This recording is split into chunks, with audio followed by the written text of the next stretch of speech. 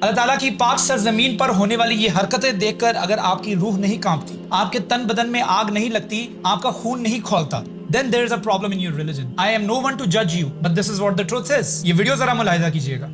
Biz Müslümanız, düşüncemiz hüznüzandırmak istediğimizle saldır. Israf ve müptelayız içimde Allah, dilimde Allah. کعبہ کس منہ سے جاؤ گے غالب، شرم مگر تم کو نہیں آتی. ڈوب مرنے کا مقام ہے مسلمانوں کے لیے. کہاں ہیں وہ لوگ جو کہتے ہیں اللہ تعالیٰ کے گھر پہ بلاوا آتا ہے؟ بلاوا نہیں ہوتا، توفیق ہوتی ہے. ایسے لوگوں کو بلاوا آتا ہے. سینکڑوں لوگ ایسے ہیں جو اللہ تعالیٰ کے گھر کی ایک جھلک دیکھنے کے لیے ترس رہے ہیں، جو اپنا سب کچھ قربان کرنے کے لیے تیار ہے just to pay the visit of Allah's house. لیکن ان کے معاشی حالات، ان کے وسائل ان کو اجازت نہیں دیتے. اور کچھ ایسی خصلت کے لوگ بھی ہیں جو وہاں جا کر بھی اس نوعیت کی جانور نما حرکتیں کر رہے ہیں. ان کو میں کہوں گا یہ ہے انسان نما جانور. اللہ تعالیٰ کا بلاوا آتا ہے. اللہ تعالیٰ کا بلاوا ہے یہ. ایسے لوگوں کو اللہ تعالیٰ کا بلاوا آتا ہے. وہ کرامتین میں سے جو تھا ابو الطاہر الجنابی، اس کو اللہ تعالیٰ کا بلاوا آیا تھا. وہ جوہمن العتیبی جو تھا، جو پریٹینڈ کر رہا تھا کہ میں مہدی ہوں، اس کو اللہ تعالیٰ کا بلاوا آیا تھا خانہ کعبہ میں. یہ کانٹینٹ کریٹرز جو ہیں ان کو بلاوا آتا ہے اللہ تعالیٰ کی طرف سے. وہاں پر جا کے جو اپنی امی گما دیتے ہیں، اپنی بیوی گما دیتے ہیں، جو وہاں جا کے بھی صرف اور صرف کانٹینٹ کے بارے میں سوچ رہے ہوتے ہیں. اللہ تعالیٰ سے بلاوے کے ساتھ ساتھ اللہ تعالیٰ کی توفیق بھی مانگے. ایک کانٹینٹ کریٹر تھی جن کی ویڈیو وائرل ہوئی تھی، انہوں نے تو یہ بھی کلیم کیا تھا کہ اگر میں اچھی لڑکی نہیں ہوں تو اللہ تعالیٰ نے مجھے اپنے گھر کیوں بلایا. یہ اللہ تعالیٰ کی مرضی تھی. اللہ تعالیٰ کی مرضی نہیں تھی، اللہ تعالیٰ کی اجازت تھی. اللہ تعالیٰ کی اجازت ہے، یہ مرضی نہیں ہے.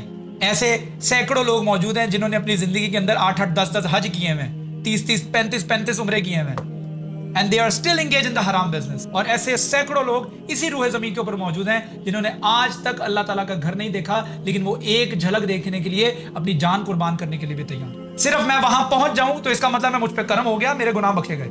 نہیں نہیں نہیں، یہ آپ کی خام خیالی ہے. وہاں نماز پڑھنے کا ثواب جو ہے وہ 1,00,000 نمازوں کے برابر ہے. وہاں نماز پڑھتے وقت نماز کی نیت بھی ہونی چاہیے. نماز پڑھتے وقت یہ نہیں سوچنا چاہیے کہ نماز پڑھنے کے بعد جب میں سلام پھیروں گا اس کے بعد میں نے کیا کانٹینٹ بنانا ہے. یہ نیت نہیں ہونی چاہیے. ایسے نہیں ملتے ثواب. اور اس نوعیت کے ٹھرکی، سوری پارڈن مائی لینگویج، بس ایسے اس نوعیت کے لوگ جو ہے نا، ان لوگوں کی وجہ سے، اور جو وہاں جا کے مانگنا شروع کر دیتے ہیں، ان لوگوں کی وجہ سے باقی لوگوں کا نام بھی خراب ہوا. وہ پاکستانیوں کو مشکوک نظروں سے دیکھتے ہیں. جس شخص کو اللہ تعالیٰ کے گھر کے سامنے یہ خوف نہیں ہے کہ میرے رب کی ذات مجھے دیکھ رہی ہے، وہ دور بیٹھ کے 4 دیواری میں اپنے گھر میں 7 سمندر پار کہاں ڈرے گا اللہ تعالیٰ سے؟ اس کے دل میں سے تو خوف خدا ختم ہو گیا. وَأَمَّا مَنْ خَافَ مَقَامَ رَبِّهِ وَنَهَى النَّفْسَ عَنِ الْهَوَىٰ، اور جو اپنے رب کے سامنے کھڑا ہونے سے ڈر گیا اور بس اس نے اسی نتیجے میں برے کاموں سے دوری اختیار کر. آپ کو پتہ ہونا چاہیے کہ میں نے اللہ تعالیٰ کے سامنے ایک دن جانا ہے اور ایک دن میرا حساب ہونا ہے، میں نے سامنے کھڑے ہونا ہے. ظاہر بات ہے آپ اللہ تعالیٰ پہ یقین رکھتے ہیں، آپ نے کلمہ پڑھا ہوا ہے، تو اس کے بعد ہی آپ وہاں پہنچے ہیں نا پاک سرزمین پر. لیکن لَهُمْ قُلُوبٌ لَا يَفْقَهُونَ بِهَا، ان کے پاس دل ہے وہ اسے سوچتے نہیں. دل ہے مگر سوچتے نہیں.